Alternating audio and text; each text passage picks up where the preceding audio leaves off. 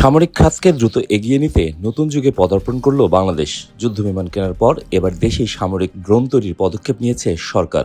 এ উপলক্ষে ড্রোন উৎপাদন ও সংযোজন কারখানা স্থাপন এবং প্রযুক্তি হস্তান্তরের জন্য চীনের সঙ্গে এক ঐতিহাসিক চুক্তি করেছে বাংলাদেশ।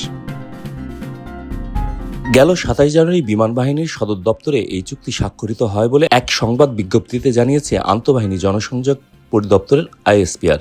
এই চুক্তির প্রধান হিসেবে উপস্থিত ছিলেন বিমান বাহিনীর প্রধান air chief marshal Hasan Mahmud খান।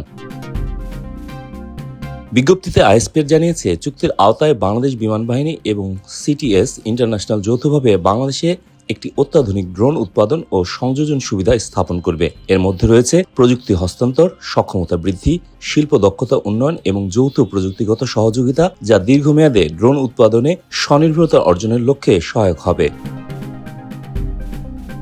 বাংলাদেশ বিমান বাহিনী প্রাথমিকভাবে বিভিন্ন ধরনের মাঝারি উচ্চতার দীর্ঘ সময় উড্ডয়ন ও অবতরণ সক্ষম ড্রোন উৎপাদন ও সংযোজনের সক্ষমতা অর্জন করবে। এই ড্রোনগুলো সামরিক কর্মকাণ্ডের পাশাপাশি সামরিক সহযোগিতা ও দুর্যোগ ব্যবস্থাপনায় উল্লেখযোগ্য ভূমিকা রাখবে।